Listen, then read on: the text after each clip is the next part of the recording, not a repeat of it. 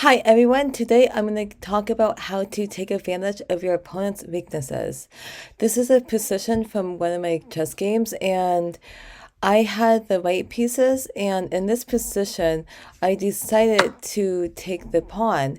And this move makes sense because right now I am threatening checkmate and my opponent moved the pawn to g6. After he moved the pawn to g6, notice that the black squares, they're very, very weak. And I wanted to take advantage of that. Just to let you know, my opponent should have moved the pawn to f5 or f6 to stop the checkmate. Because after this pawn moves up, then the queen can, the queen's protecting the f7 pawn. I'm sorry, that's the g7 pawn. I'm sorry about that. So my opponent moved here, and now, as I told you before, I want to take advantage of the green squares in this position. So how do I do that? I'm happy that I have a dark square bishop. So what I end up doing is I move the bishop to g5, and now the bishop is attacking this rook. So it's important to move and make a threat. So my opponent moved the rook over here, and that makes sense because now his rook is attacking my rook. I have to do something about my rook because my rook is not protected. I ended up just trading rooks, and then he took it back with the queen.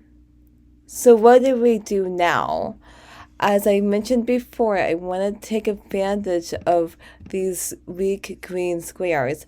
So I end up moving the bishop to f6.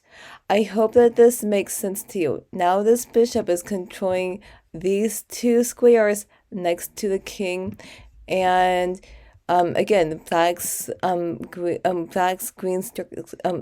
dark squares are very, very weak.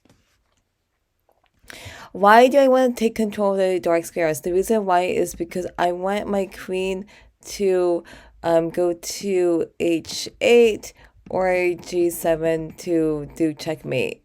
So I end up moving, okay, so sorry about that. So I moved the bishop to f6.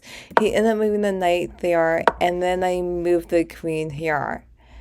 I think you will figure out why I moved the queen to h8.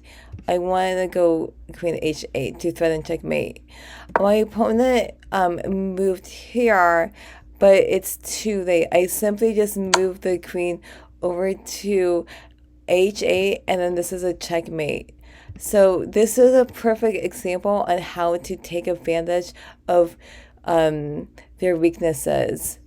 I simply just moved the bishop to f6, and then he wasn't able to recover.